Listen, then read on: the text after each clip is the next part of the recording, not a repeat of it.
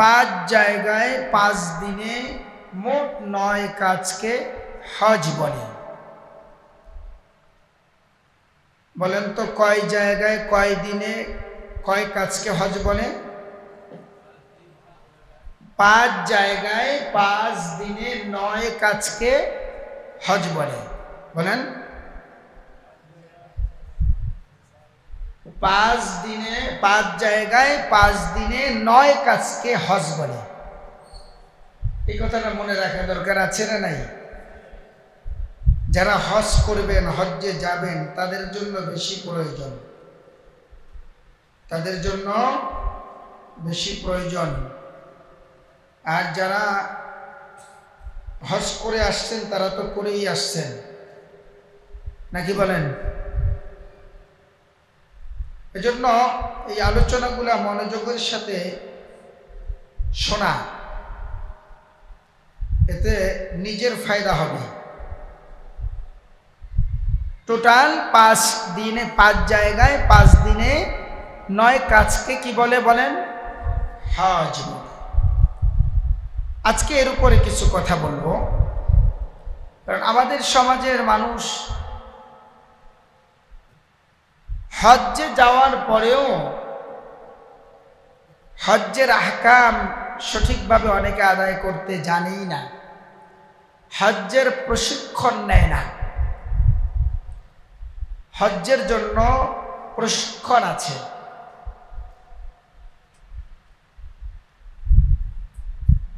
আপনার গত মাসে সাইনবোর্ড, বোর্ড বাজার সাইনবোর্ড, এক মসজিদে জীবন হজ গ্রুপ বাংলাদেশের একটি হজ প্রশিক্ষণ ছিল।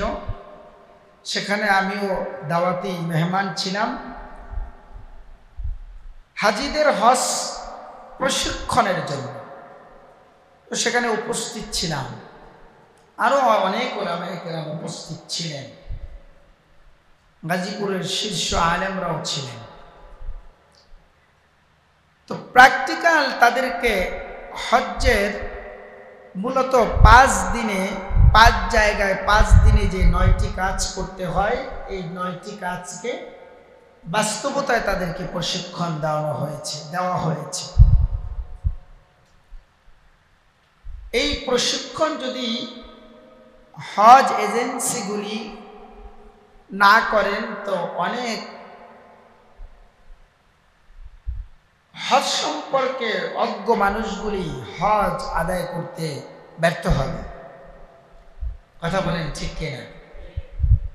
তো যার জন্য প্রত্যেকটি হজ এজেন্সিগুলি এই কাজটি ওনারা করে থাকেন, এবং এইটা ওনারা ওনাদের নিজস্ব অর্থায়নে ওনারা করে থাকেন।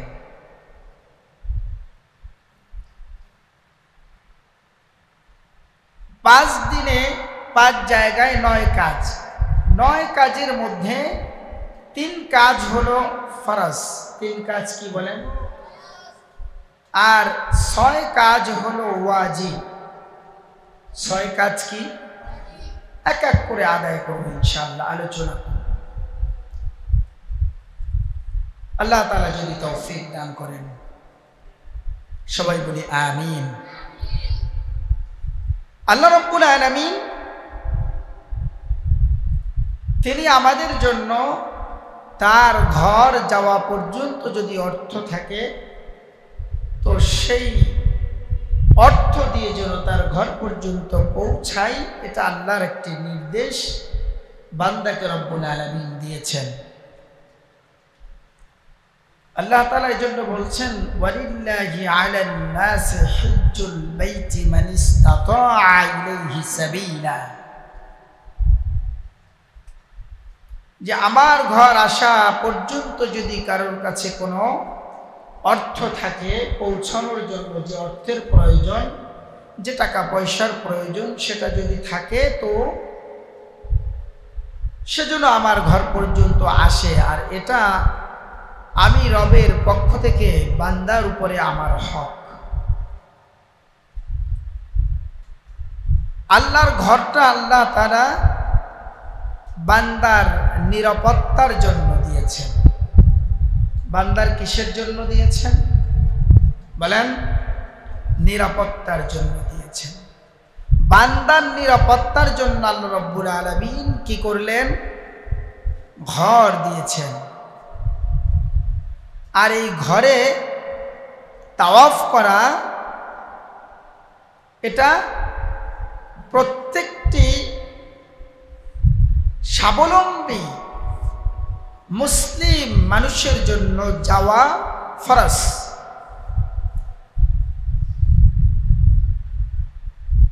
এখানে অমুসলিমদের কোনো জায়গা নাই।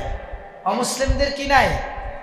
অমুসলিমরা চাইলেই মসজিদে হারামে প্রবেশ করতে পারে না, নিষেধাজ্ঞা রয়েছে। অমুসলিমদের মসজিদে হারামে প্রবেশ করা কি বলেন? নিষেধ। এটা ইসলামের শুরু লগ্ন থেকে আজও পর্যন্ত এই নিষেধাজ্ঞা এখনো পর্যন্ত বহাল রয়েছে। আজও পর্যন্ত এই নিষেধাজ্ঞা বহাল রয়েছে। কিয়ামত পর্যন্ত এই নিষেধাজ্ঞা বহাল থাকবে। আপনারা ডক্টর জাকির নায়েকের নাম শুনছেন না? শুনছেন না? উনি তো বিভিন্ন অমুসলিমদের সামনে লেকচার দিয়ে থাকেন, কথা ঠিক কিনা? এই লোকটার আলোচনার মধ্যে কোনো গর্জন নাই, কোনো আওয়াজ নাই, কথা বলছেন আর লক্ষ লক্ষ মানুষ শুনছে, কথা ঠিক কিনা?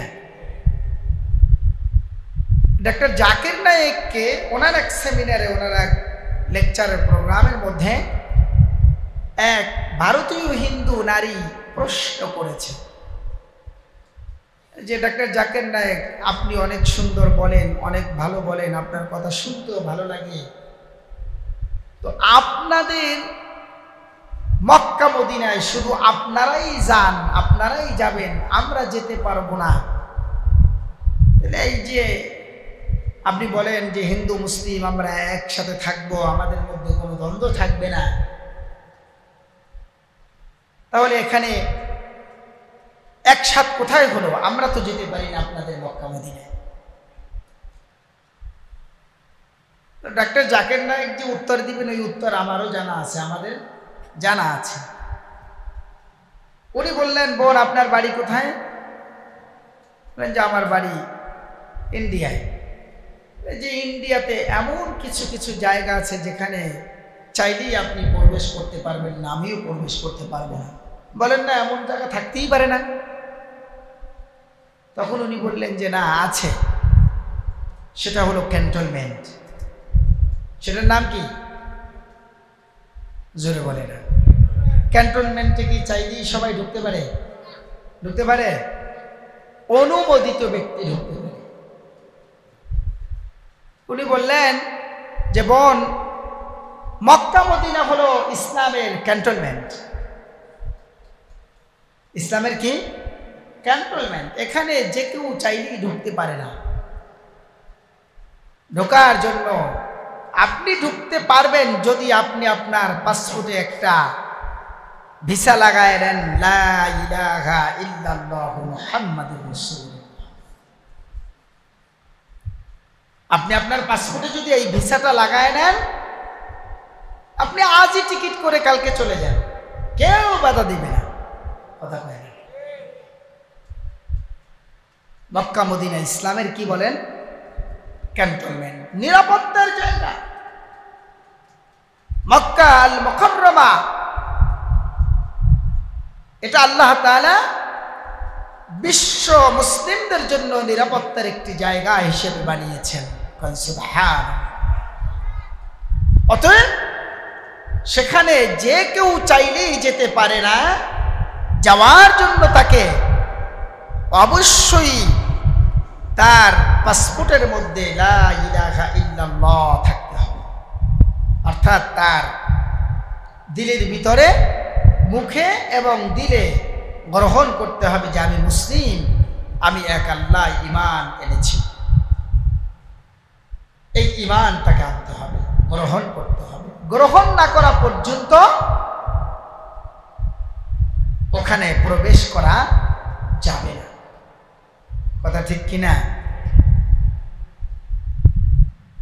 এজন্য ভাইয়েরা আমার, বন্ধুরা আমার, আল্লাহ রাব্বুল আলামিন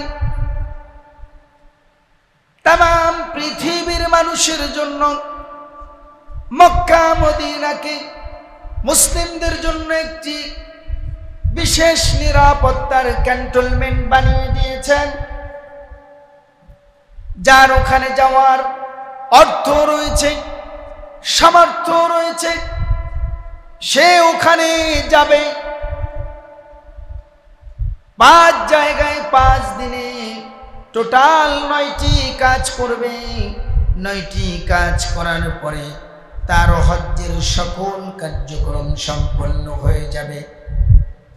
এবার সে চাইলেই বাড়িতে ফেরত আসতে পারবে। এটা আল্লাহ তাআলার একটি বিধান। কার বিধান বলেন? আল্লাহ রাব্বুল আলামিনের বিধান।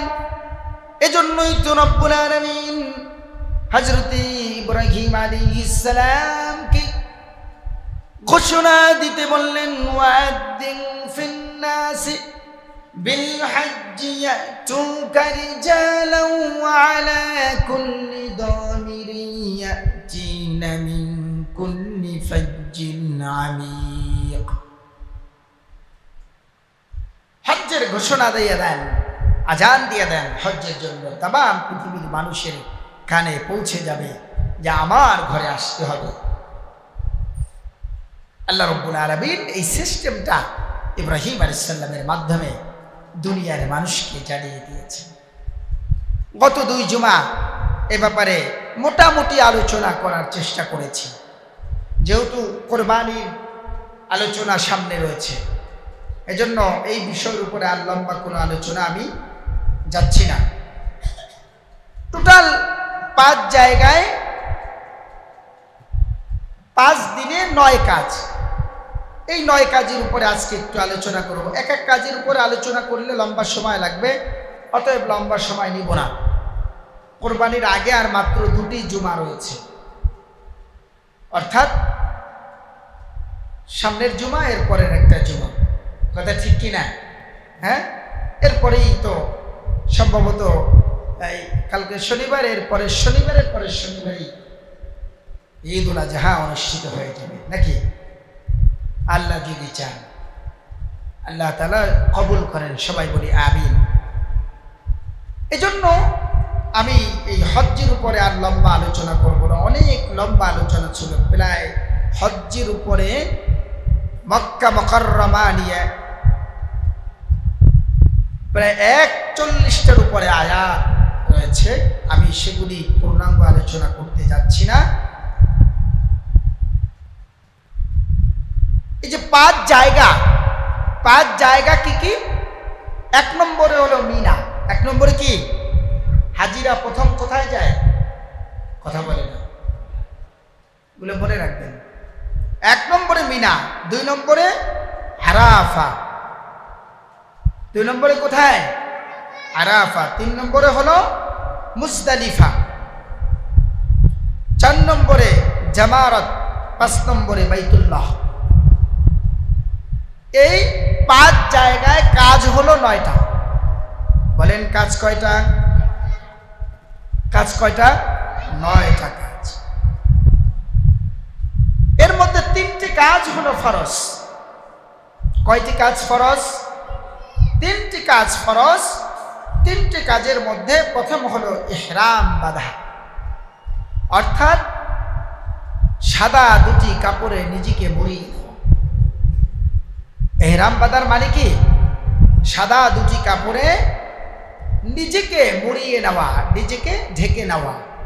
একটি পরিধান করা আর একটা গায়ের মধ্যে কি ছেড়ে দেওয়া, ইহরাম। এই ইহরাম বাঁধার পরে একজন হাজির মধ্যে এই অনুভূতি আসা প্রয়োজন যে আমি আল্লাহর কাছে এসেছি হাজিরা দেওয়ার জন্য। দুনিয়াতেই তো আমি সাদা কাপড়ের কাপড় পরে নিয়েছি, দুনিয়াতে কি পড়ছে? সাদা কাপড়ের কাপড় জীবিত থাকা অবস্থায় পরে নিয়েছি, তো এই সাদা কাপড়ের কাপড় এখন জীবিত অবস্থায় 2টা, মরে গেলে 3টা। পুরুষের জন্য মরে গেলে কয়টা? 3টা। নারীর জন্য মরে গেলে কয়টা? 5টা। এটা আবার আমাদের খুব ভালো জানা আছে, কারণ মরণ তো লাগবে, কথা ঠিক কিনা? মরা লাগবে কিনা? কেউ থাকবেন দুনিয়াতে? হ্যাঁ, আল্লাহু আকবার। ইহরাম বাঁধা 1 নম্বর ফরজ কাজ কি? কথা বলে না। ইহরাম বাঁধা।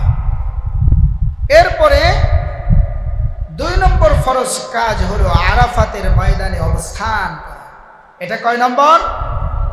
2 নম্বর, আরাফাতের ময়দানে অবস্থান করা। 3 নম্বরে তাওয়াফে জিয়ারা করা। তাওয়াফে জিয়ারা করা। এই 3টা কাজ হলো ফরজ। এই 3টা কাজ কি বলেন? ফরজ। হজ্জের কাজ 3টা হলো ফরজ। কয়টা ফরজ? 3টা হলো ফরজ। এবার আসেন 6টি কাজ হলো ওয়াজিব। 9টা কাজের 3টা গেল ফরজ। কয়টা গেল ফরজ? আর 6টি হলো কি? ওয়াজিব। এই 6টির মধ্যে 1 নম্বরে রয়েছে মুজদালিফায় অবস্থান করা, রাতযাপন করা। কোথায়? খোলা আকাশের নিচে। মুজদালিফায় কোনো তাবু নাই, মিনায় তাবু আছে। মিনায় কি আছে? থাকার জন্য তাবু আছে, কিন্তু মুজদালিফায় কোনো কি নাই? কথা বলে না। খোলা আসমানের নিচে থাকতে হয়, মুজদালিফা অবস্থান করে। এরপরে পাথর মারা। কোথায় পাথর মারবে? জামারাতে পাথর মারবে। কারে পাথর মারবে? কথা কয় না। ওইখানে কি আসলে শয়তান আছে? হ্যাঁ, আসলে তো শয়তান ওখানে নাই। তো পাথরটা মারে কোথায়? ওই জায়গায় দাঁড়িয়ে শয়তান হযরতে ইসমাঈল আলাইহিস সালামকে ওয়াসওয়াসা দিয়েছে, ধোঁকা দিয়েছে। ইসমাঈল আলাইহিস সালাম শয়তানকে পাথর নিক্ষেপ করেছিলেন। ছোট মানুষ, শয়তানকে চিনে ফেলছেন। কি জন্য চিনছেন? তিনি তো নবী। নবী হন নাই, হবেন তো। নবুয়তি চরিত্র। নবীরা তো শয়তানকে দেখলে চিনতে পারেন। এই মুজিজা আল্লাহ তাআলা নবীদেরকে দিয়েছেন। নবীরা শয়তানকে চিনতে পারেন। নবীরা ছাড়া আর কেউ শয়তানকে সরাসরি দেখতেও পায় না, আর চিনতেও পারবে না। শয়তানকে নবীরা চিনেন।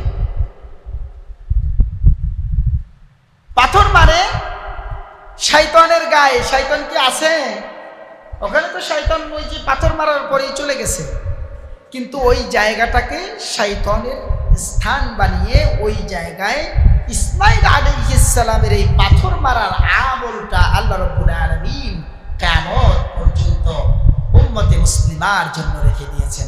সুবহানাল্লাহ। উম্মতে মুসলিমার জন্য এই জায়গাটা রব্বুল আলামিন কি করলেন? রেখে দিয়েছে। আপনি ওখানে যে পাথর মারলেন, এই পাথর মারার ব্যাপারে একটা সংক্ষিপ্ত কথা বলি। আপনি যে পাথর মারবেন, যখন শয়তানের গায়ে পাথর মারবেন, তখন নিজে নিজে অনুভব করবেন, অনুভূতি জাগাবেন ভিতরে, যে আল্লাহ আমার ভিতরে যে শয়তানি আছে, এই শয়তানিকে আমি নিক্ষেপ করলাম। তার মানে কি? আমি যে হজ শেষ করে যাব, আমার ভিতরে যেন বাড়িতে যাওয়ার পর আর এই শয়তান অবস্থান করবে না। এইটা হলো শয়তানকে পাথর মারার মূল অর্থ। আমাদের দেশে অনেক ক্ষেত্রে উল্টা হয়ে যায়। হাজি সাহেব হজ করে আইসা মানুষের জমির আইল ঠেলে। এরকমের হাজি আছে না নাই? এরপরে গালাগালি তো আছে না নাই? হ্যাঁ, এরপরে আবার সুদের ব্যবসা, আমি সুদের বিরুদ্ধে কথা বলছি দেখে অনেক মুসল্লি গুনে গেছে, বাস্তব কথা। আমি কয়েকজনকে এলাকার লোকজন চিনাই দিছে যে হুজুর অমুক কিন্তু সুদারু, অমুক সুদারু। এখন দেখি ওনারা এখন আর জুমায় আসে না, এখন আর কি জুমায় আসে না।